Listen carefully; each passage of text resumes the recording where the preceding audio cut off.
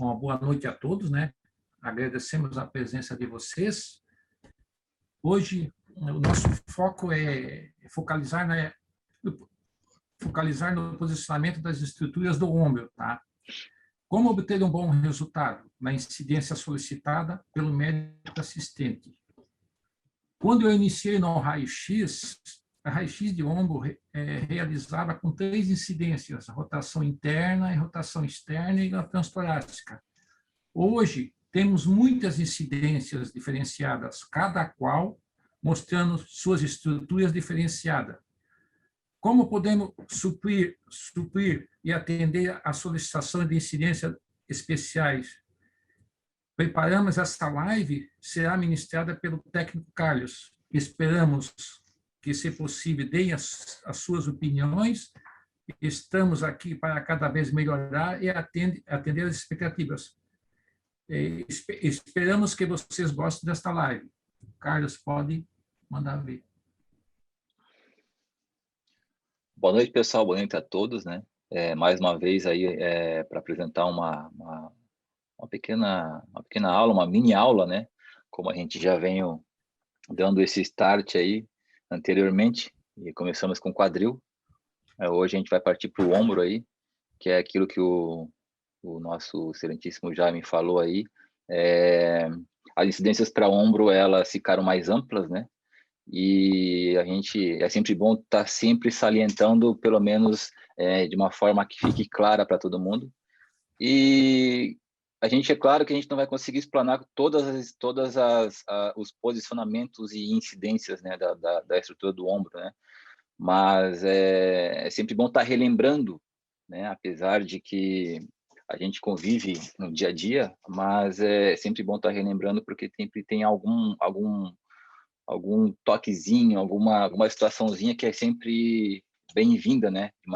Passada de uma informação talvez um pouco mais diferente e que assim fique mais explanado para todo mundo, né?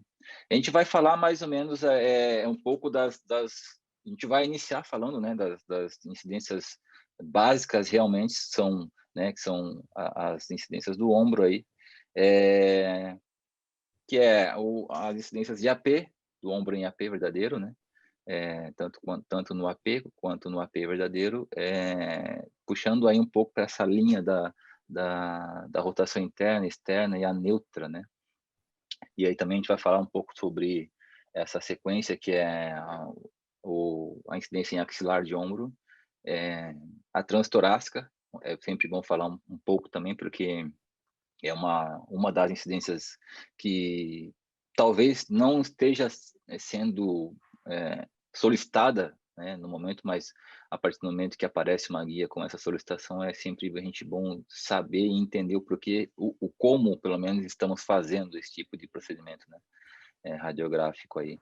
E também o perfil, né, perfil de escápula, porque tem o perfil de escápula, tem o perfil de Neer, tem outros tipos de perfis do ombro, né, e é uma incidência um pouquinho chatinha de ser realizada, mas a partir do momento que você pega o jeito e entende a anatomia, você consegue executá-la de uma maneira mais tranquila, né, assim dizendo. E eu vou também passar um pouco sobre uma incidência específica, né, que é uma incidência mais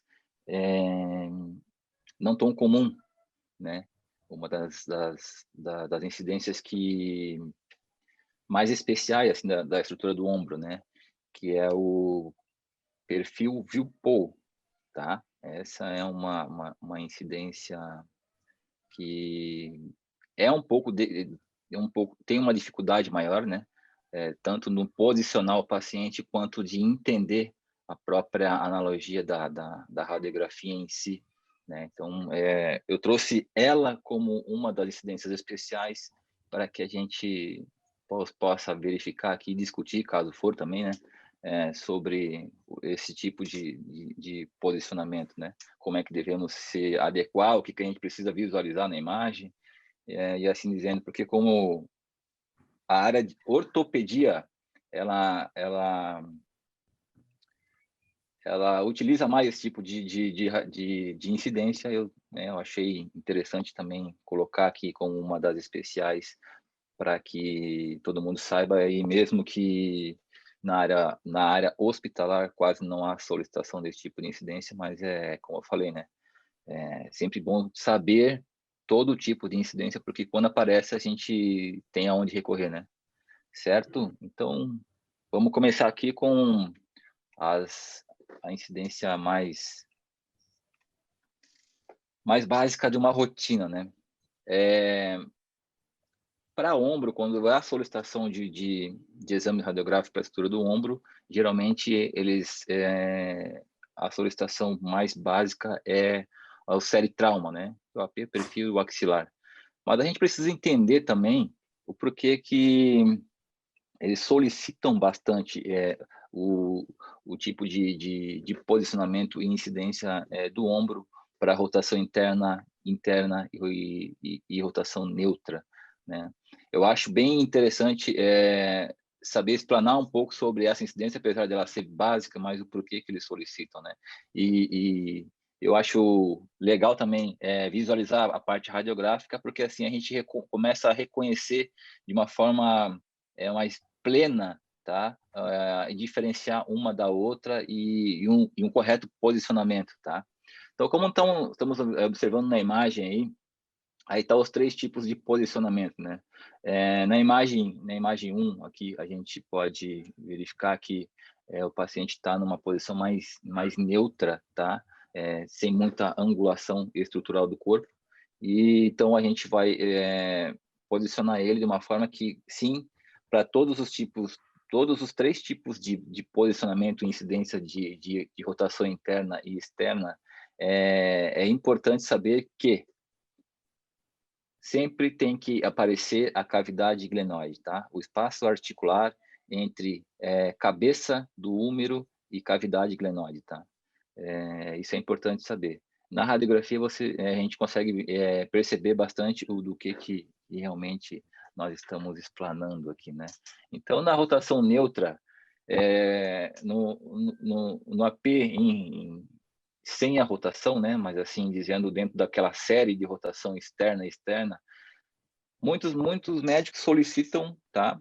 Dessa forma, com rotação neutra, rotação interna e rotação externa. A rotação neutra, ela não haverá rotação nem para o lado interno, nem para o lado externo. Então, de qualquer maneira, a gente tem que colocar sempre o posicionamento em posição AP verdadeiro, tá? O AP verdadeiro, ele vai demonstrar sempre espaço articular entre a cabeça do úmero e a cavidade glenoide, tá? Deixa eu mostrar aqui a imagem e fica mais fácil de vocês observar. Ó, como na imagem radiográfica dá para perceber, o posicionamento em AP verdadeiro vai demonstrar esse tipo de radiografia e esse espaço articular aqui entre a cabeça do úmero e a cavidade glenoide, tá? Então, primeiramente, a gente começa fazendo esse tipo de posicionamento, acertando a posição do paciente dessa forma, tá? Então, o ombro ele vai ficar posicionado, encostado totalmente no buque mural, e o restante da estrutura do corpo numa obliquação de 45 graus, tá? Só assim a gente vai conseguir formar esse tipo de angulação estrutural para que conseguimos visualizar uma imagem de forma correta, onde possa haver esse espaço articular entre a cabeça do úmero e a cavidade glenoide. Então, na rotação neutra, o nome já diz, né? Não haverá rotação do úmero, tá?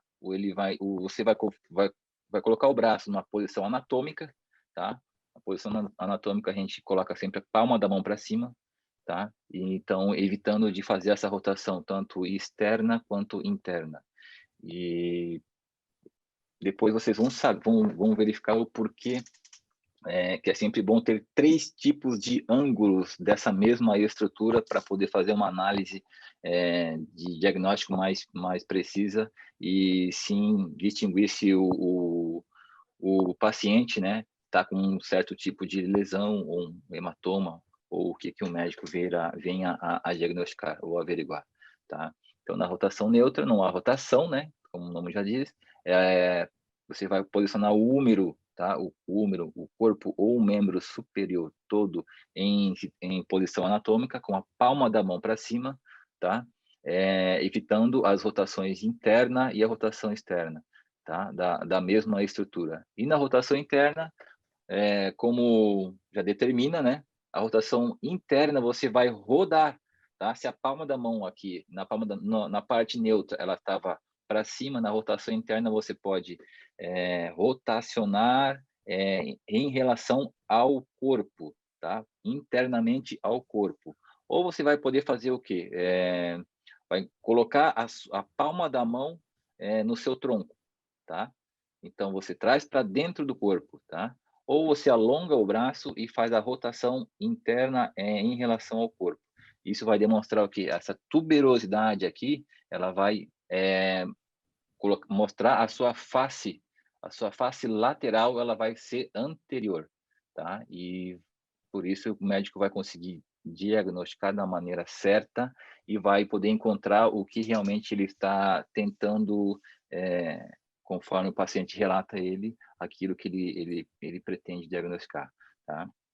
Então vai fazer esse giro da cabeça do húmero para a parte anterior do corpo, tá? E na rotação externa, você vai jogar a tuberosidade da cabeça, da lateralidade da cabeça do húmero para a parte posterior do corpo, tá? Ou da mesma estrutura, tá? Então você vai fazer o quê? Você também pode fazer com o húmero alongado junto ao braço e vai fazer a rotação para a parte lateral do corpo, né? Para a parte externa do corpo, tá? Fugindo da parte do tronco, né? Ou você pode flexionar o braço e rotacionar para a parte externa do corpo, tá? É bem simples, mas ela tem que ter uma rotação máxima que o paciente consegue realizar, tá? Só assim só assim vai conseguir fazer um diagnóstico total do giro da estrutura, da parte anterior até a parte posterior, tá? Então, parece ser alguma coisa simples, mas é sempre bom ter esse entendimento e que também a gente não pode, lembrando aqui que a gente não pode realizar esse tipo de posicionamento sem demonstrar, né, o espaço articular entre a estrutura da cabeça do húmero com a cavidade glenoide, tá? Então, o paciente vai ficar em posição ortostática, tá? É a parte posterior do ombro, como eu já tinha falado, a ser radiografada sobre a linha central do buque, né, para ficar bem posicionado e para que a estrutura ela fique na parte central e forme uma imagem ampla, né, com uma amplitude de visualização mais correta, né, mais visual assim pleno, né, fazendo com que o ângulo de 40 a 45 graus em relação ao plano da estativa. Isso é a estrutura do corpo, tá?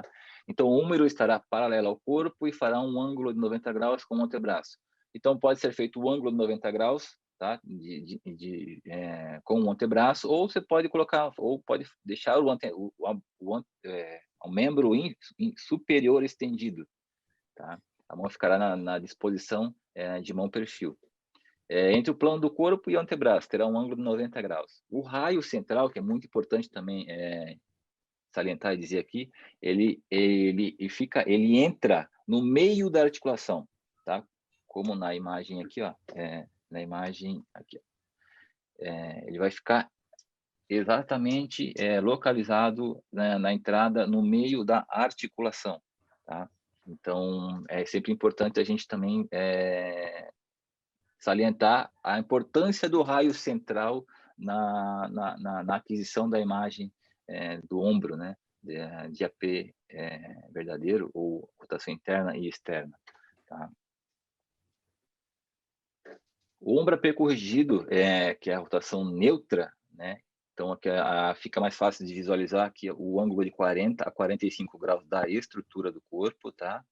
Em relação ao buque mural, tá? O buque está aqui, localizado aqui, então a parte posterior da estrutura do corpo, ó, ela vai formar um ângulo de 40 a 45 graus. Só assim você vai conseguir fazer que o ombro ele fique totalmente encostado, tá, ao buque, tá? Esse ângulo de 40 graus aqui é em relação o húmero ao antebraço, tá?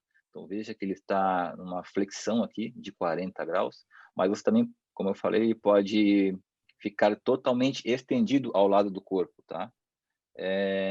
Dessas duas formas, vai conseguir, sim, fazer com que a imagem, ela forme esse tipo de imagem, tá?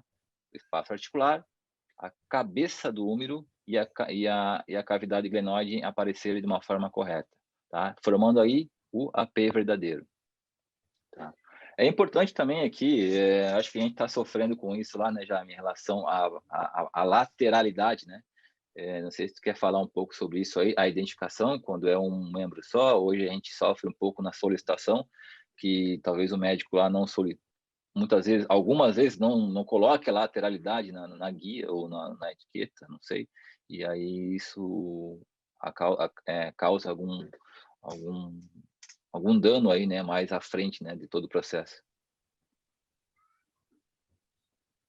Nossa, é sempre usar o lado direito e o lado esquerdo, né? Vamos dizer, tem muitas solicitações para nós que não, o raio-x aí não está identificado a lateralidade, né? Então, sempre que vier, sempre vão ter que identificar no raio-x e na solicitação, precisa também, né, na solicitação. O laudo sair dentro do correto, né? Não ter erro no laudo, né? Laudo médico, né? Isso é uma coisa muito importante, identificando sempre o lado, né? Lado direito ou lado esquerdo, né? Faz parte do dia a dia nosso lá. Uhum. Então, a gente tem essa situação sempre a ser lembrada, né, Jaime? Sim, Mesmo que no pedido de solicitação do exame, o médico solicitante não coloque lá a lateralidade, a gente tem que ficar verificando isso de uma maneira a que a imagem apresente sempre a lateralidade. Por que disso? Porque o laudo em si, ele não vai apresentar a lateralidade, ou vai ficar, ou o médico radiologista vai ficar na dúvida realmente se aquele é um lado, pela posição da estrutura, né? Se é ao lado direito ou se é ao lado esquerdo. Então, a gente tem que estar sempre tentando linkar todos de uma mesma forma para que as informações cheguem mais precisas ao médico radiologista, onde vai fazer o laudo desse tipo de exame. Tá? Então, tá, eu vou mostrar aqui um pouco Aqui, ó, o que precisa ser visualizado, né? As nomenclaturas da estrutura da parte óssea, né? Da parte do ombro, né? Aqui eu vou colocar, aqui ela está em rotação interna, né? Porque veja que a tuberosidade ela salta, que ela aparece mais, né? Então, vou mostrar aqui um pouco das nomenclaturas que você precisa identificar dentro de uma radiografia de ombro, né? Aqui o processo coracoide, né? Que ele corre junto à escápula aqui, tá? O acrômio, tá? A ponta do acrômio aqui e a sua estrutura, né? A cabeça do úmero, como eu falei, né? Da rotação da cabeça no úmero com a articulação escápulo-humeral aparecendo, tá? E a cavidade glenoide. A cavidade glenoide é toda essa estrutura aqui, ó, onde ela vem se formando aqui em todo esse eixo aqui, né? Então, essa aqui é a cavidade onde a cabeça do úmero ela vai se encaixar, né? Caso não ocorra mais esse espaço articular aqui, né? E aí sim, pode sim acarretar um problema, mas ela onde vai segurar a cabeça e ela por si é uma estrutura que precisa ser visualizada corretamente, tá? Só lembrando que nos casos cirúrgicos de ligamento do ombro, vai acontecer de aparecer umas âncoras aqui. Então, as solicitações também serão de ombro em relação à rotação interna e externa. Por quê? Porque os médicos precisam visualizar a posição em que a âncora está relacionada à cabeça do úmero, tá? E para ver se elas não estão na parte articular aqui, né? Pegando a parte articular onde possa interromper o processo de giro da cabeça do úmero. Tá? Então, as solicitações também visam esse tipo de situação, tá? Então, aqui é uma imagem, como eu já explanei, da cabeça da rotação interna do ombro, né?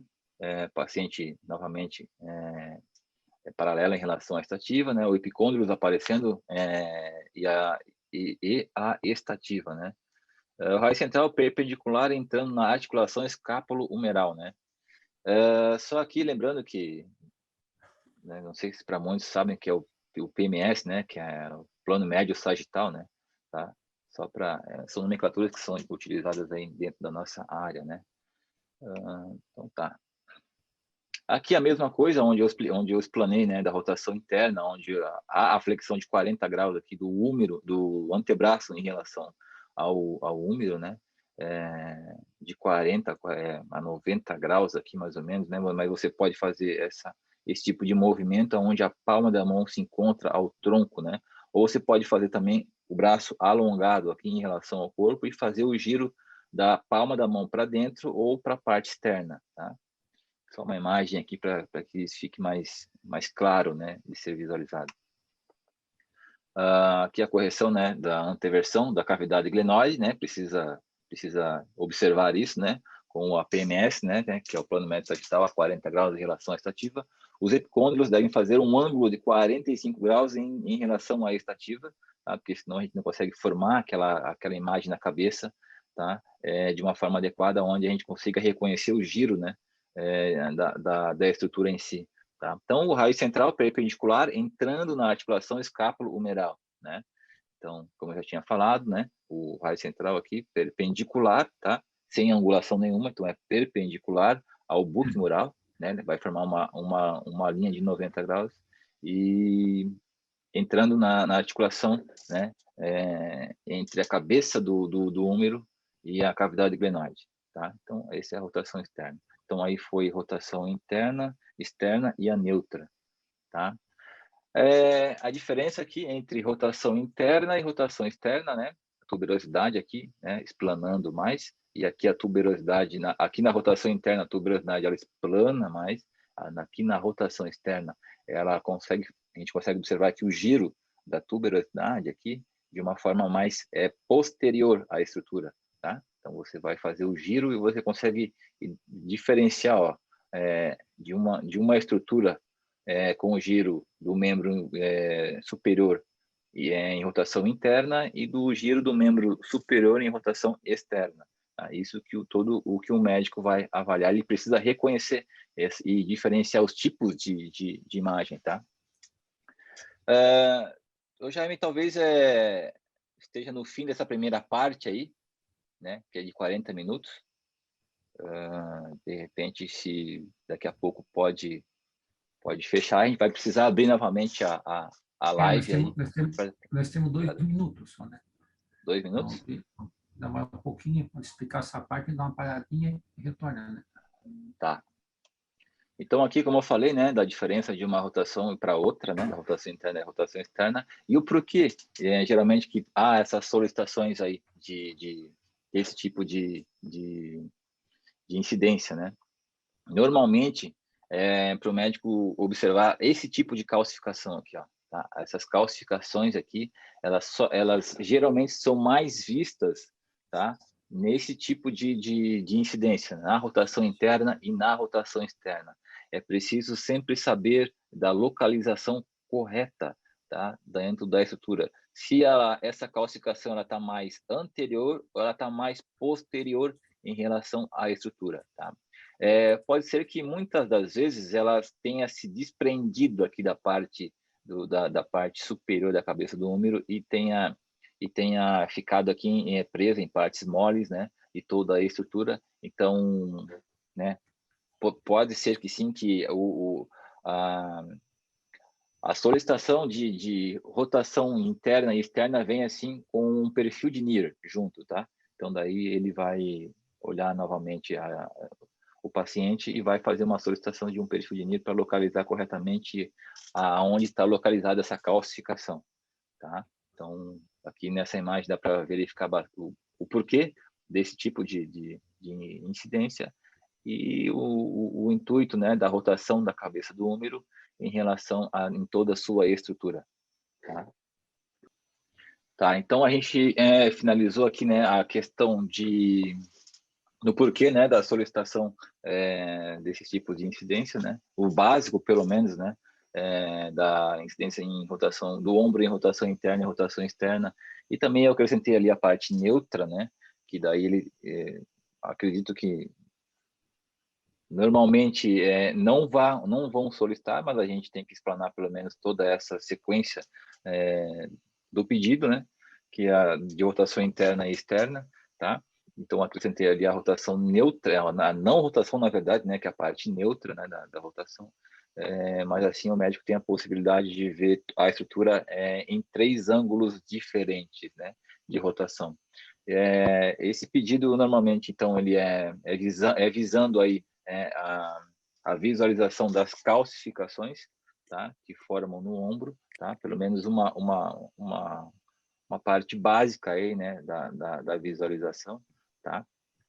Claro que sim, ele vai querer explanar outros tipos de visualização aí para esse tipo de incidência, mas o princípio básico desse tipo de solicitação aí, normalmente vem visando aí a parte de calcificações que geram, tá, toda essa estrutura. Beleza? Então, o ombro a próxima incidência aqui é o ombro em incidência de zanca, tá? Ele visa aí também demonstrar de uma forma diferente aí, tá? A estrutura do ombro, tá? Como demonstrado aqui na imagem, toda a estrutura do corpo ela vai ficar numa mesma linha, tá? Em relação ao buque, ela vai ficar numa posição antero-posterior, tá? Toda a estrutura, não só a estrutura do ombro, tá?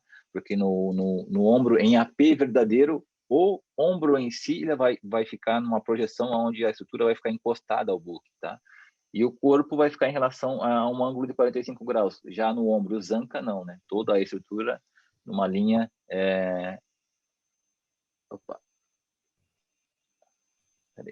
numa linha de 90 graus em relação ao buque, né? Então tá, o paciente vai ficar em AP, sem correção da cavidade glenoide, né? A cavidade glenoide é aquela estrutura onde está de encontro à cabeça do húmero e o espaço articular entre uma estrutura e outra, tá? Essa incidência, como eu falei, ela é indicada para estudo específico da articulação acrômio-clavicular, tá? E o raio central, né? Aí é que está o detalhe, né? De todo também esse tipo de incidência, né? O raio central, ele vai ficar 20 graus em relação à parte superior da estrutura, tá? 20 graus cranial, no termo da área da radiologia, né? Esse é um detalhe que a gente não pode deixar de entender, porque na verdade é que a gente pode colocar mais ou menos uma relação entre o ângulo de 20 a 25 graus, tá? Dessa angulação cranial, tá? Para que sim forme esse tipo de imagem, tá? O que vai acontecer aqui? Ele vai jogar a estrutura da clavícula para cima, tirando aqui, tá?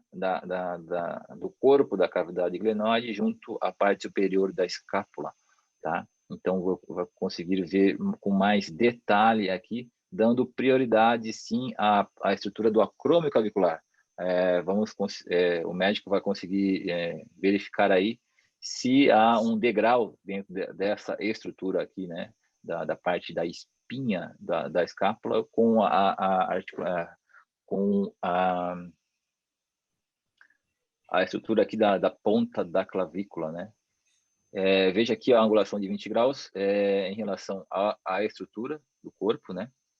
Essa relação aqui, como eu falei, ela pode ser de 20 a 25 graus, tá? Então, sempre é bom ter essa variação, né? Porque independente de um paciente, o outro talvez, se a gente jogar o ângulo de 20 graus para todo paciente, talvez não obtenha esse tipo de imagem, tá? E não tenha essa correlação aqui entre essas duas estruturas aqui, que é a clavícula e a parte superior aqui da escápula, tá?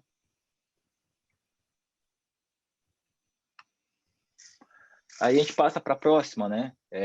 Que é uma incidência um pouquinho mais complicadinha de se acertar, que é o perfil de escápula, né? Ela tem algumas variações de posicionamento para chegar no mesmo resultado, tá? O que a gente precisa entender aqui no perfil de escápula, né? Eu já comecei aqui mostrando aqui as nomenclaturas, tá? Da estrutura que a gente precisa visualizar aqui. que é o acrômio, né? Que é a junção lá de toda da ponta da estrutura, tá? O processo Curacoide. Eu acho que esses nomes técnicos é sempre bom a gente ficar tentando decorar ou entender para que, de repente, quando a solicitação médica visa na guia explanar, tá? O pedido em cima dessas nomenclaturas, a gente consiga entender o que ele está pedindo, né? Pedindo para o que a gente faça, né? Daí tem... Oi? O Carlos, o legal é que tipo, vocês têm que, entre aspas, decorar essas palavras, mas nós na digitação usamos bastante, então, assim, para nós é válido também. Ah, interessante, ó, tá vendo? Isso é um ponto que eu já não estava muito ciente, ó. Então, foi Porque, bom tipo, se tiver uma fratura, alguma coisa assim que o laudo não for normal, o médico especifica esses pontos. Então, assim, para vocês, entre aspas, vocês têm que decorar, porque é o processo de vocês, mas eles constam no laudo quando tem algum problema. Ah, legal. Então, é sempre bom mostrar realmente a estrutura de uma forma correta, porque eles estão avaliando em cima disso também, né, Renata? Como você já disse aí, explanando isso em cima do laudo, né? Então, muitas das vezes, se não tiver o posicionamento correto ali, ou ficar um pouquinho de obliquidade em relação à estrutura, talvez esse diagnóstico não fique tão preciso e eles não consigam identificar isso da maneira correta, né? Legal se a gente saber disso aí também, ô Reinaldo, porque, né, tu vê como são nomenclaturas um pouquinho mais chatas, assim, e são muitas, né? É bom saber que a parte da digitação também, ela está explanada em cima dessas nomenclaturas aí também, né? Interessante, bem interessante. Tá? Então, aqui como, né, algumas delas, a cavidade glenoide ou fossa glenoide, né? O corpo aqui da escápula, né? A gente visa bastante o corpo da escápula aqui que a gente conseguiu visualizar um Y da escápula de uma forma que o corpo da escápula fique totalmente sobreposto a ele mesmo, né? Aí consegue se visualizar esse Y aqui da escápula, né? Por isso que é determinado. Bem regular. Bem regular. O corpo da escápula estando bem regular, né, Jaime? Acho que é possível saber se acertamos ou não no posicionamento, né? Aqui a parte da superfície dorsal, né, do dorso da escápula aqui, a borda lateral, que é a borda axilar, né? Aqui a superfície ventral, né, que é o costal, né? Parte frontal também, que é a parte dos arcos costais ali, e o ângulo inferior, tá? É indicada para o que é indicado, né, no perfil da escápula ali, né? É indicado para a classificação dos tipos de acrômio, se baseiam nesta incidência, né? Dos tipos de acrômio. Então, aquilo que eu falei, né? Eles visam também verificar, tá? O acrômio clavicular, em que degrau está de lesão o acrômio clavicular, né? Então, também é uma incidência indicada para esse tipo de avaliação, né? Também faz parte da série trauma, né? Mais uma vez aí uma solicitação também que é dentro de um grupo, né? Do grupo de solicitação série trauma, que é o AP, o perfil de escápula e o axilar, né? Salientando aqui que os APs de ombro, quando há uma solicitação de AP de ombro, eu sempre faço em AP verdadeiro, tá? Não puxo mais para a linha do AP normal de ombro, né? Eu faço sempre em AP verdadeiro, eu sempre tento demonstrar ali, independente se for série trauma ou rotação interna e externa, eu sempre tento fazer o AP do ombro em AP verdadeiro, né? Que é demonstrar ali, né, a parte articular da cabeça do húmero tá com a cavidade glenoide, tá? Então, independentemente do pedido, eu sempre faço em AP verdadeiro. Mas é bom saber que possivelmente o médico às vezes pode pedir, como são os casos da parte de ortopedia, solicitação de ombro em AP e AP verdadeiro, tá? Somente essas duas incidências. Então, de repente, o médico solicita. Quando vem especificado, né, Carlos? Exato, quando vem especificado na guia do médico, vai partir com AP verdadeiro, né? Isso. E quando ele precisar, ele especifica, né? Eu quero o ombro em AP normal, né? Não em AP verdadeiro. Tá? Aqui entra também aqueles casos de concurso público, que às vezes volta para a gente na digitação porque precisa botar o tipo de acrômio. Na hora que vocês fazem um raio-x, porque o médico ele não vê a guia quando ele dá o laudo, não tem algum momento que dá para colocar essa informação? Que for para concurso? É isso que tá dizendo? Porque quando é para concurso, tipo, eles pedem o tipo de acrômio 1, acrômio 2, 3, e geralmente o médico ele não coloca o laudo porque não tem uma especificação na imagem. Te pergunto que eu digito o laudo, na verdade, eu sei que volta, daí a gente tem que falar, doutor, é para concurso. Aí eles vão lá, eles abrem a imagem de novo e eles acabam mexendo lá e vendo. Possivelmente, talvez eles não colocam ou deixam de colocar, né? Pelo fato de que só vai conseguir ver essa especificação no Y, né, da escápula, ou no perfil de escápula. E se não tiver bem posicionado, fica difícil dele saber distinguir, sabe, que tipo de acrômio, né? Se é um acrômio 1, se é 2 ou se é 3. Fala, Marcelo. Na verdade, o que a Reinaldo está querendo dizer é que bem nessa guia do pedido ali, eles pedem qual o tipo de acrômio, entendeu? Aí, no caso, aqui na Unimed, os radiologistas não olham a guia, né? Eles laudam tudo só na tela ali. Então, no pedido médico vem. Então, o interessante seria nós anotar ou avisar. Entendi. Isso mesmo, Marcelo. Obrigado por me ajudar. Tá. Qual o tipo de acrômio, né? Mas isso eu acho que tem que... Eu não sei se... eu não sei, lá, Marcelo, é rotineiro você colocar na imagem? Foi um acordo entre vocês ou é normal disso lá? Não, quem vai dizer o tipo da acrômio é o radiologista, né? Pois Mas, assim, lá, no caso do Dr. Zalava, ele tem a guia, né? Tem o raio-x e o pedido médico, ele lauda... Quando ele vai laudar, ele tem o pedido médico, no caso. Entendeu? Então, ele saber vê... se ele precisa colocar o tipo de acrômio ou não, né? Mas eu deixo anotado na ficha do paciente, no pedido já, entendeu? Daí ele já vai olhar... entendi.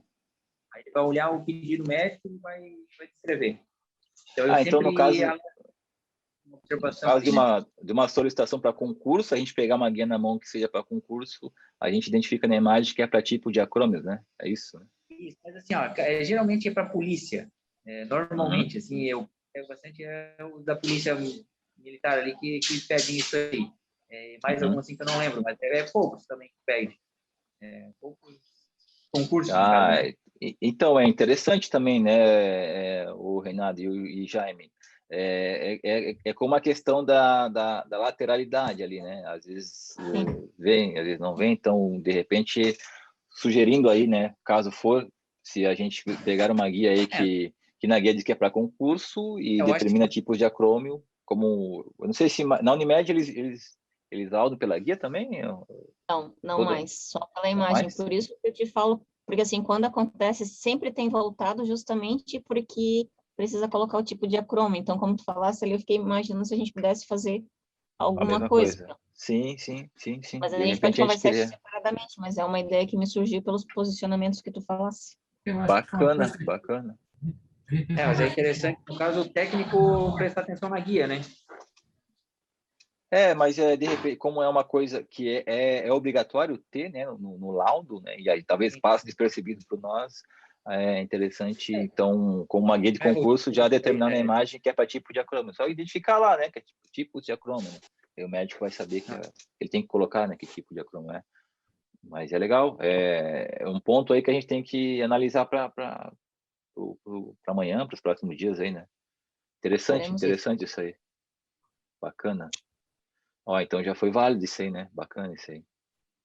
Tá, então, voltando a dizer aqui, a importância, né, nas fraturas do tubérculo menor, como eventuais luxações também, especialmente para posterior, né? Então, o raio central aqui, ele vai ficar num ângulo de 15 a 20 graus caudal, não mais cranial, né? Cranial no sentido a cabeça, né? Mas caudal, sentido os pés, né? Ou vai criando aí o ângulo de um túnel, né? Perpendicular para o Y de escápula, tá? Como mostra na imagem aqui. Normalmente a gente aprende ou determina por a parte de livros, né? A entrada na parte posterior da estrutura aqui, né? Como está a imagem aqui, né? Mas como eu falei, há uma variações de relação de posicionamento para essa estrutura, né?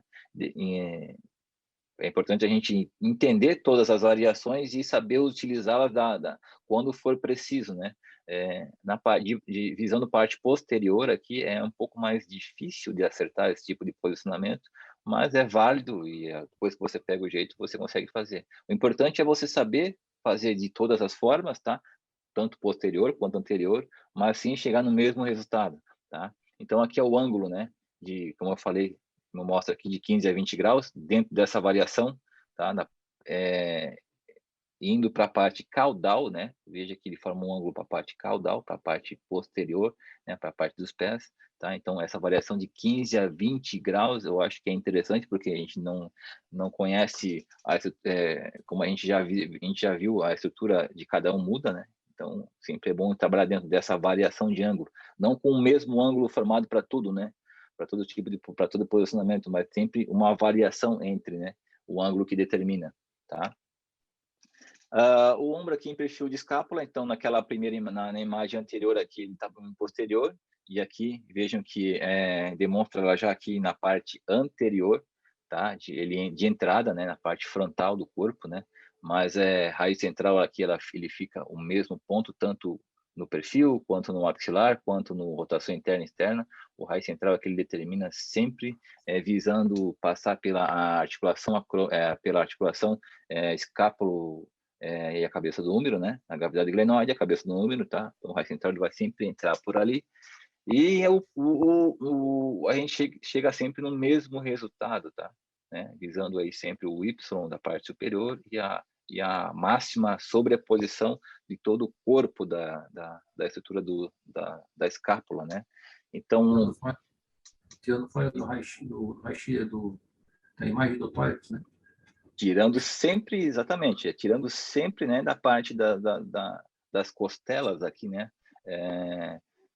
Então, aqui é o Y de escápula, também ele pode ser solicitado também quando o médico ele quer visualizar um raio-x só de escápula, tá? Então, o que você vai incluir lá? Você vai incluir lá um PA de escápula junto a um perfil de escápula. Então, são duas imagens da estrutura, tá? Por quê? Porque o perfil de escápula, que é como o Jaime falou, né? Ele sai por fora aqui, né? Da parte do gradil costal aqui, né? Dos arcos costais aqui, e ele visa demonstrar, tá? Visa demonstrar só o corpo da escápula aqui, né? Caso obtenha alguma estrutura da parte inferior aqui, ó, da estrutura, não da parte superior, né? Mas a parte da escápula mesmo, né? Não de todo o resto de sua estrutura.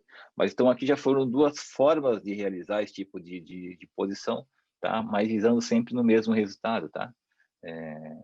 Isso que é interessante saber, e saber utilizar isso conforme paciente a paciente, né?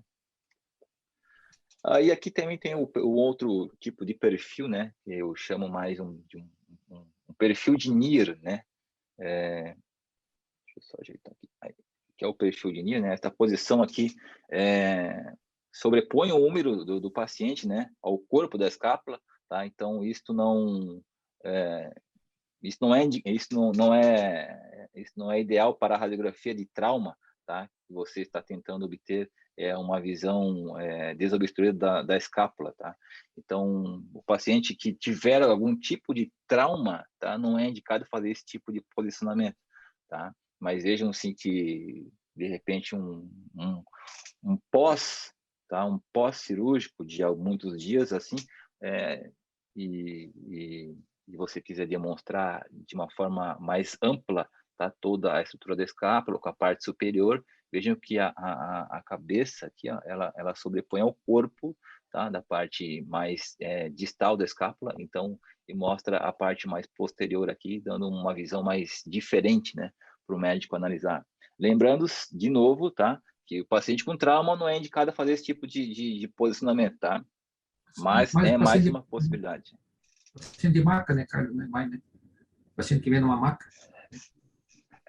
Também. Paciente de maca, na verdade, o paciente de maca é feito Não mais... consegue ficar em pé, né? Consegue faz deitado e na posição anterior-posterior, né? Então, tem essa possibilidade também para fazer o perfil de escápula, né? Que eu acho que explana bem aí, né? Essa possibilidade do trauma, né? E o paciente de maca lá tem essa possibilidade de fazer, você vai fazer de parte anterior, né? Como está essa imagem demonstra, né? Você consegue visualizar o perfil bem demonstrado, tá? Só que o paciente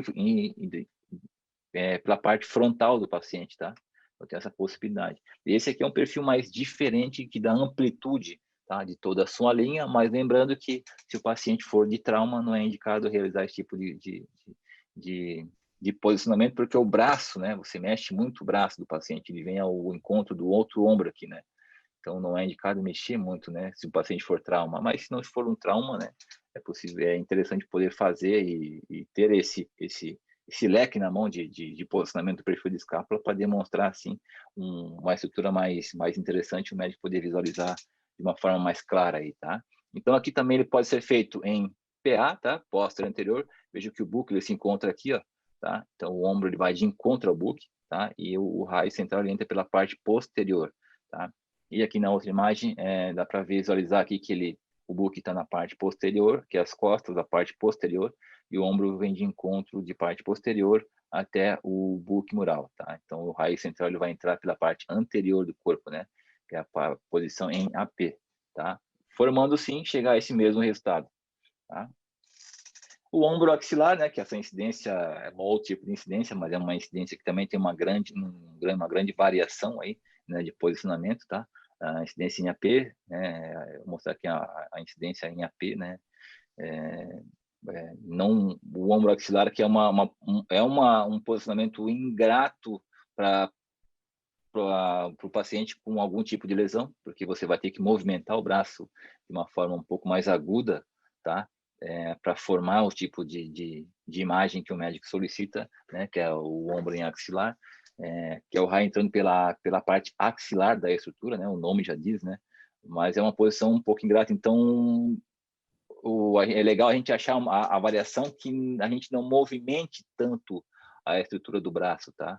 Apesar de que vai ter que movimentar, mas não movimente o tanto, porque o paciente normalmente ele já vem com um tipo de dor, com um tipo de lesão, a gente não sabe a intensidade desse tipo de lesão, então se o médico solicitou realmente para ser feito o ombro em axilar, tá? Tem algumas variações desse tipo de posicionamento, mas eu volto a lembrar que é interessante a gente conseguir explanar uma posição, né, da estrutura que a gente não movimente tanto o ombro, o braço, tá, do paciente, porque ele deve estar com algum tipo de lesão e um tipo de dor e é um pouco mais dificultoso, tá?